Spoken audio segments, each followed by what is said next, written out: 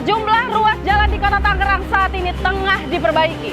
Bagi masyarakat tentu hal ini menjadi kabar baik. Tapi selama proses pengerjaannya, ada cerita lain yang dirasakan langsung oleh warga hingga mereka, para pengendara. Ada yang harus mencari jalur alternatif, menghadapi antrian, hingga harus menyesuaikan waktu perjalanan. Tapi sebenarnya, apa yang paling dirasakan masyarakat? Apakah perbaikan jalan memang sudah dinantikan? Dan apa yang diharapkan saat jalan selesai diperbaiki?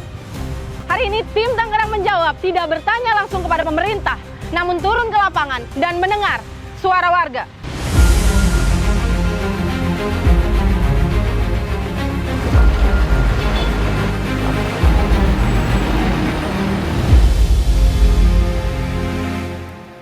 Saat ini saya sudah bersama Bapak Suharyanto, warga Kampung Laban Bulan atau sekitar Jalan M. Toha. Bapak tinggal di sini udah berapa lama, Pak? Dari tahun 76.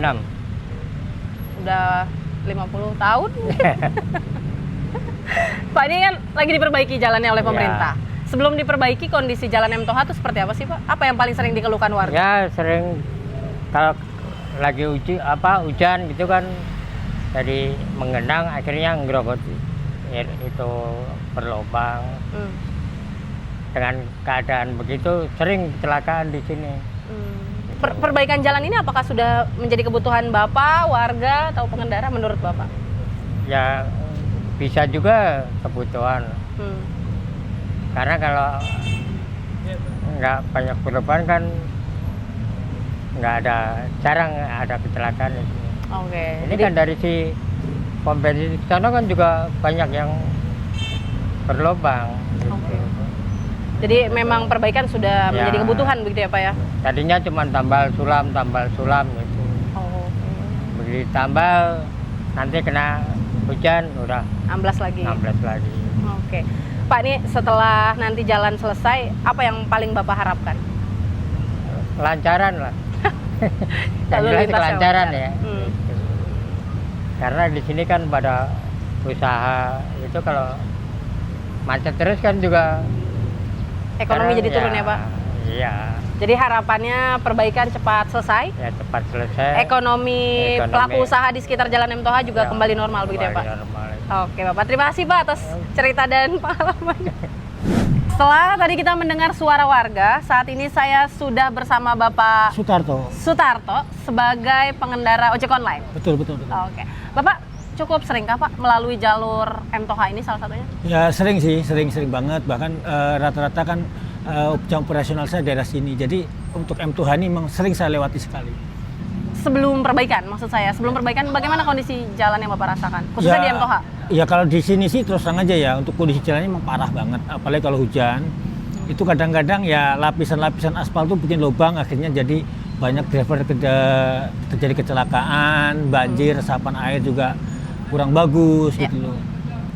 Selama proses perbaikan jalan, apa yang paling terasa, Pak? Ya paling untuk sementara kemacetan aja, dan kita harus pintar-pintar nyari jalan alternatif ya. Karena bagaimanapun juga kan aktivitas harus jalan terus gitu loh. Oke.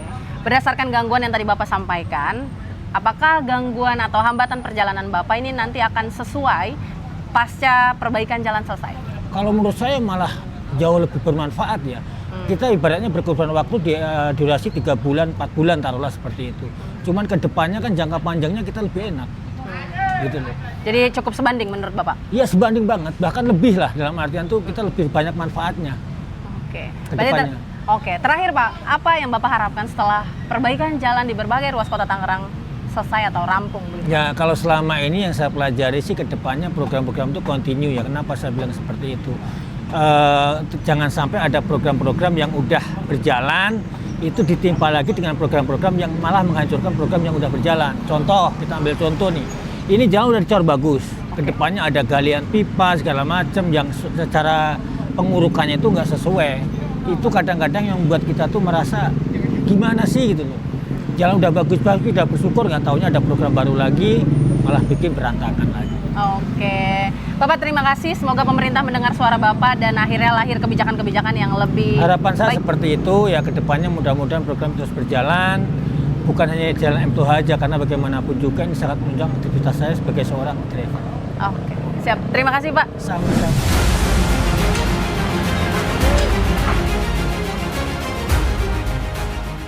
Jadi, dari cerita warga dan pengendara tadi, kita bisa melihat bahwa perbaikan jalan memang sudah dinantikan. Namun di saat yang sama, prosesnya juga menghadirkan sejumlah tantangan bagi masyarakat. Diketahui, sudah sekitar 3 minggu perbaikan jalan berlangsung di berbagai ruas jalan kota Tangerang.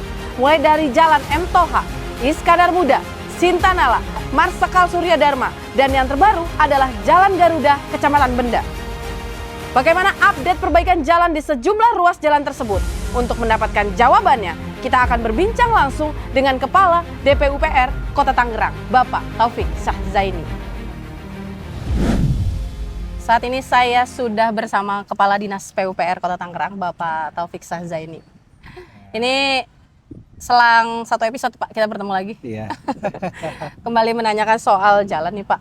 Terkait beberapa ruas jalan yang saat ini sudah mulai dikerjakan begitu ya, Pak? Iya. Dimana di episode sebelumnya Bapak menyampaikan masih rencana. Tapi saat ini sudah 3 minggu berlangsung. Mulai dari Jalan M. Toha, Iskandar Muda, Sintanala, Marsekar Surya Dharma, dan yang paling baru hari ini ya, Pak, Iya. yaitu adalah Jalan Garuda Benda. Betul. Apa indikator teknis, Pak, yang membuat ruas-ruas jalan tersebut masuk skala prioritas kita tahun ini? Iya, jadi mungkin sebelum saya atau pernah saya sebutkan sebelumnya bahwa kita sebenarnya setiap tahun itu melakukan penilaian kondisi jalan. Memang itu sudah sudah pakemnya kita lah bahwa kondisi ruas jalan itu memang kita evaluasi, kita nilai begitu, dan itu menjadi dasar perencanaan kita di tahun berikutnya biasanya, atau mungkin nanti di anggaran perubahan. Nah, ada sekitar 16% saya sampaikan bahwa memang ada ruas-ruas jalan yang cukup rusak berat, rusak sedang begitu ya, yang menjadi prioritas penanganan. Dan memang ini menjadi ruas jalan tersebut adalah merupakan jalan-jalan kota yang menghubungkan antara pusat-pusat ekonomi begitu ya, antara utara di barat begitu ya, kemudian juga ke wilayah timur maupun ke selatan. Jadi memang itu kerap kali lalu lintas tersebut dipenuhi kendaraan, tidak hanya kendaraan masyarakat pada umumnya, tapi juga emang kendaraan berat ya. Oke, berarti indikatornya cukup banyak hingga menentukan satu titik menjadi skala prioritas. Iya, ada dia kena namanya PKRMS begitu ya. Itu sebuah algoritma yang juga dikembangkan oleh Kementerian PU yang dipakai di banyak daerah. Ya. Itu salah satu juga referensi kita dalam melakukan penilaian kondisi jalan dan jembatan. Tapi apakah semakin banyak warga melakukan pelaporan pada satu titik jalan itu yang juga menjadi skala prioritas kita, begitu, Pak? Ya, saya pikir masyarakat menjadi bagian dari sistem monitoring kita begitu. Walaupun tadi kita sudah melakukan penilaian, kadang-kadang juga kan mungkin masyarakat bisa mengupdate ya kondisi. Mungkin kita di bulan apa kita melakukan penilaian, mungkin ada hal baru yang dilaporkan masyarakat. Itu juga jadi satu hal yang kita kemas dalam proses perencanaan di kita begitu. Oke, jadi dipersilakan saja sebenarnya warga mendorong satu titik untuk diperbaiki saya gitu, pikir Pak? makin banyak informasi dari masyarakat kita lebih bagus ya, karena emang bagaimana kita tadi menjaga level of services jalan ini bisa terus dijaga gitu di level yang saya bilang kita jagalah 95% itu emang kemantapan jalan harus kita jaga begitu demi kenyamanan masyarakat begitu. Oke. Untuk Jalan M. Toha kan pekerjaannya ditargetkan rampung di September begitu, Pak. Sedangkan di Iskandar Muda, Marsekal Surya Dharma membutuhkan waktu sekitar 2 bulan ke depan. Apa yang menjadi indikator bahwa target tersebut cukup realistis? Dan bagaimana pemerintah mengantisipasi keterlambatan pengerjaan? Ya, jadi pada umumnya pekerjaan-pekerjaan beton itu sebenarnya secara kontrak kita tuh 3 bulan sih ya. Cuman kemarin emang kita push coba karena ini kondisi lalu lintas yang cukup padat dari rekan-rekan kepolisian dan dinas perhubungan juga minta supaya ini bisa lebih cepat ya, sehingga masyarakat ini bisa langsung ya kemacetan lah, tentunya ini menghambat perjalanan mereka begitu. Jadi kita coba push itu 2 bulan bisa dikerjakan. Nah, apa yang kita kerjakan adalah tentunya kita juga dengan percepatan waktu ini kita juga tidak ingin mengubahkan kualitas pekerjaan begitu ya. Itu juga menjadi satu hal yang tidak juga bisa ditawar begitu. Makanya kita kemarin pertama tuh kita menunjuk ada tim konsultan pengawas, itu sudah standar ya. Ada juga tim teknis dari dinas PU, dan ketiga kita didukung sama lab gitu. Jadi kita kan pengujian tuh dari mulai pekerjaan konstruksi dasar itu sudah kita arahkan untuk bisa dilakukan pengujian lab. Jadi seperti kemarin MTOH ya, jadi komunikasi kita dengan lab, misalnya ini Pak, gelar perkerasan dasar sudah selesai, misalnya LPA atau LPBU-nya udah selesai, langsung diuji, udah masuk, langsung gelar pekerjaan berikutnya. Jadi setelah itu selesai kita uji lab langsung, dan jadi kita secara simultan, secara maraton terus melakukan tahapannya, sehingga secara teknis percepatan pekerjaan itu bisa sesuai dengan apa yang kita targetkan gitu. Kira-kira begitu sih. Oke, berarti sebenarnya sejak awal juga pengawasannya sudah terus dilakukan begitu ya Pak? Ya, kita coba upayakan Sesuai target. Sesuai target begitu.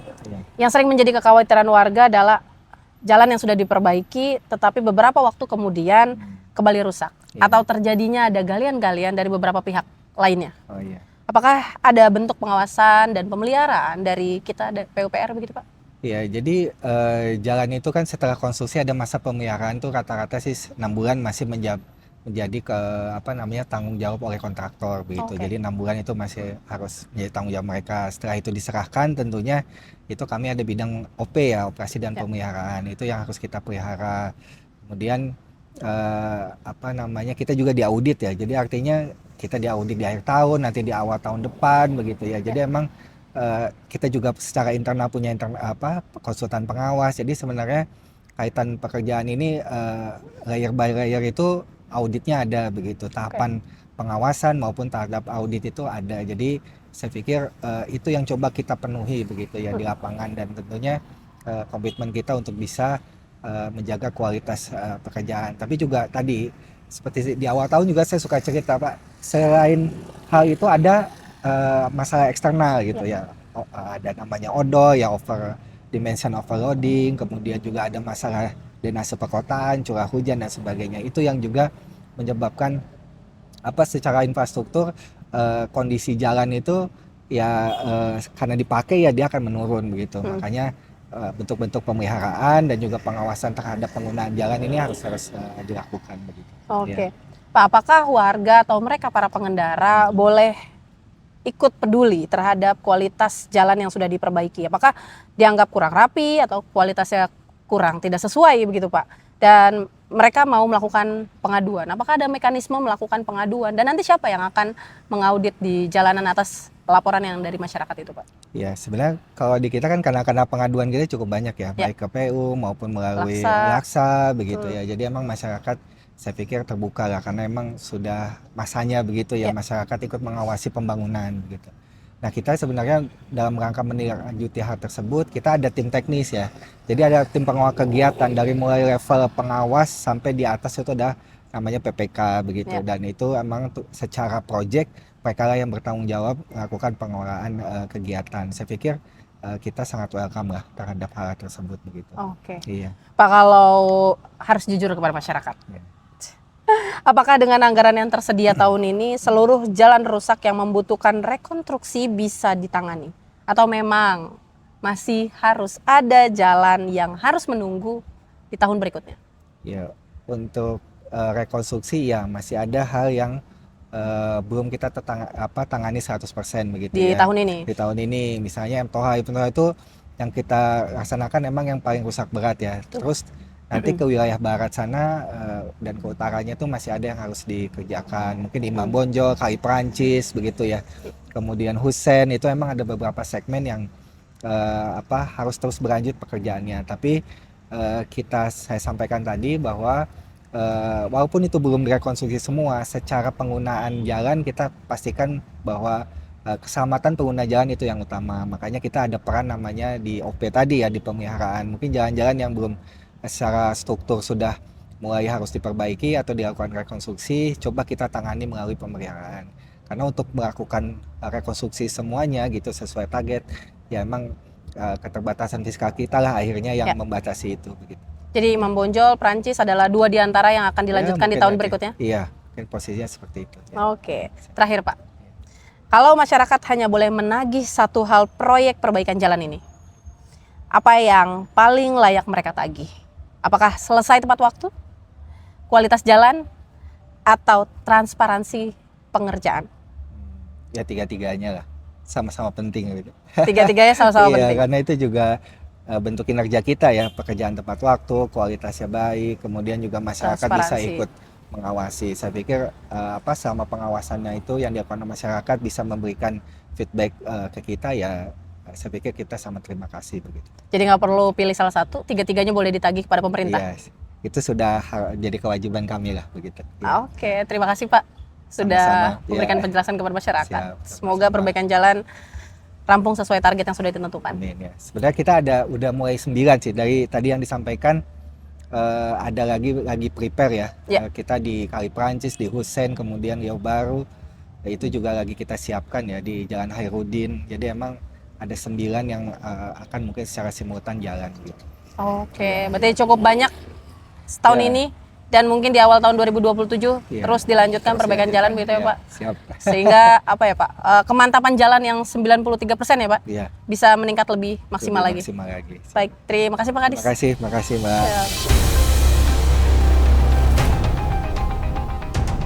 Selain kondisi jalan, ada satu hal yang juga langsung dirasakan pengendara, yaitu lalu lintas. Ketika sebagian badan jalan digunakan untuk pengerjaan, otomatis ruang gerak kendaraan menjadi terbatas. Disinilah rekayasa lalu lintas dibutuhkan, agar pembangunan tetap berjalan dan aktivitas masyarakat tidak berhenti.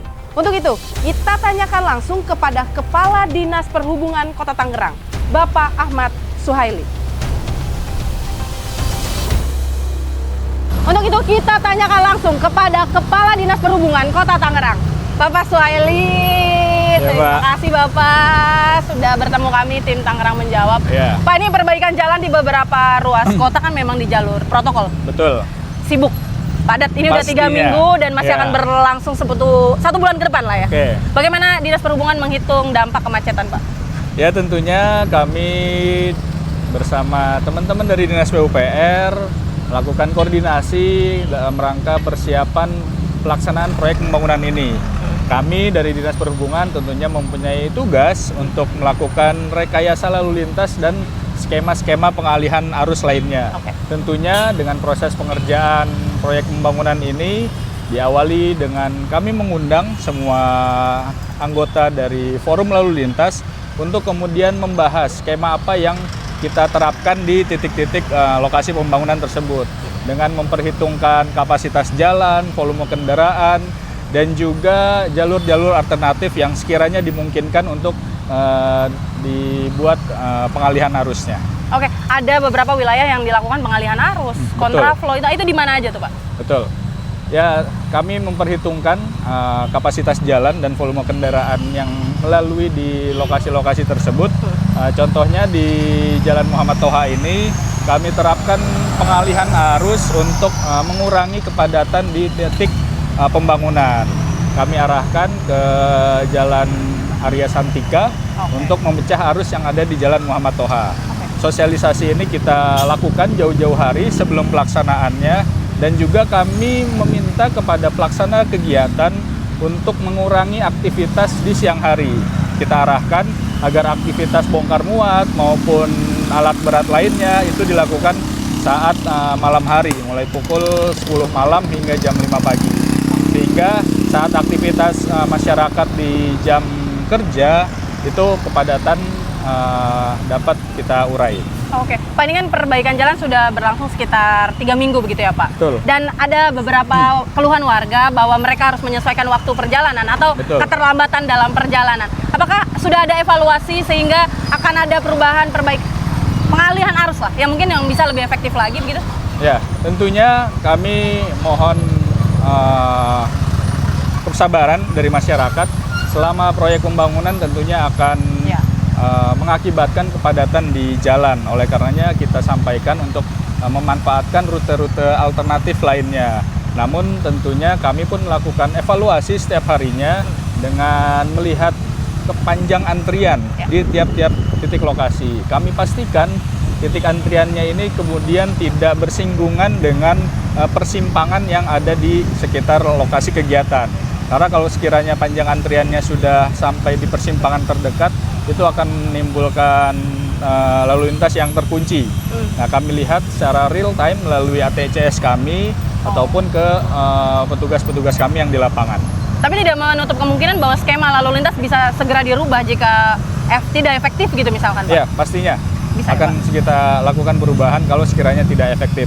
Namun sampai dengan sejauh ini cenderung apa yang kami lakukan relatif baik dan belum ada kendala-kendala yang signifikan di lapangan.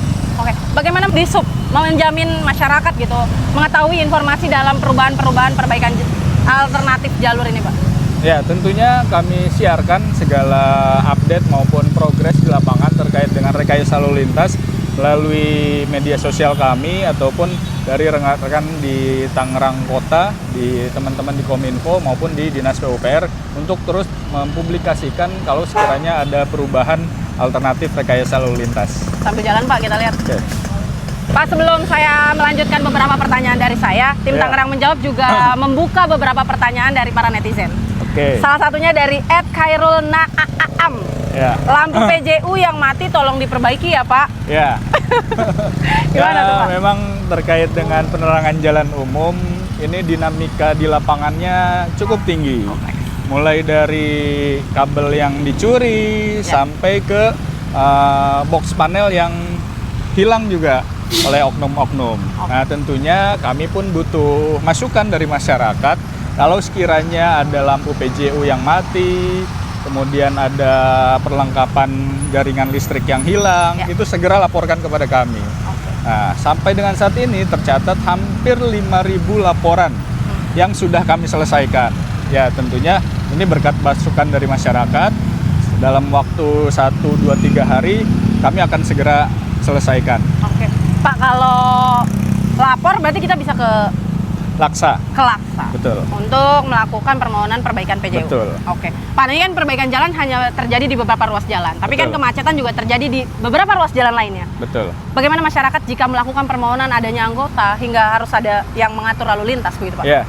Tentunya kami berupaya seoptimal mungkin melakukan pengaturan lalu lintas untuk mengurai kemacetan di titik-titik yang ada di Kota Tangerang. Ya. Namun tentunya kami pun melihat skala prioritasnya gitu. Kami mempunyai ATCS, Area Traffic Control System, yang memantau kondisi jalan real time di Kota Tangerang. Kalau sekiranya ada beberapa ruas yang perlu segera penanganan oleh petugas, kami akan langsung terjunkan anggota ke lokasi. Namun sekiranya kalau memang tidak perlu ada pengaturan lebih lanjut, kami akan pantau kurang lebih 5-10 menit, kemudian baru akan kami lakukan pengaturan di lokasi. Pak, kalau Ya. saya lanjut ke pertanyaan saya nih, Pak. Selama proses pengerjaan dari sisi lalu lintas, apa yang bisa ditagih masyarakat sehingga terkait keselamatan dan mobilitas warga tidak terabaikan begitu, Pak? Ya, tentunya kami akan berupaya seoptimal mungkin untuk mengurai kepadatan imbas dari proyek pembangunan ini. Ya, harapannya dengan upaya-upaya kami lakukan, berikut dengan skema rekayasa lalu lintas yang diterapkan, itu dapat memecah kepadatan lalu lintas di sekitar area lokasi. Nah, kemudian nantinya pasca konstruksi ini, tentunya kami bersama rekan-rekan dari Dinas PUPR akan melakukan audit keselamatan jalan. Kami akan coba perhitungkan dengan konstruksi yang telah ditentukan, tentunya harapannya berdampak kepada masyarakat. Jangan sampai proyek pembangunan selesai namun kemacetan tetap ada di sini. Melalui perhitungan kapasitas jalan maupun volume jumlah kendaraan, berikut perlengkapan jalan lainnya, harapannya dengan revitalisasi jalan ini, Jalan Muhammad Toha dan beberapa ruas lainnya itu akan memperlancar arus kendaraan di lokasi tersebut. Oke, berarti setelah perbaikan jalan ini selesai, di Betul. beberapa ruas jalan selesai, Ya. masih akan ada yang dilakukan di sub dan PU hingga Betul. memastikan jalan bagus, lalu lintas juga bagus. Betul, pastinya. Masih akan ada yang dikoordinasikan, Pak? Iya, dengan melakukan audit keselamatan jalan yang nantinya dilengkapi dengan perambuan, marka, maupun perlengkapan jalan lainnya. Oke, jadi masyarakat tinggal bersabar, Betul, sama-sama menantikan jalan baru, lalu lintas lancar. betul. Terima kasih, Pak. Sama-sama.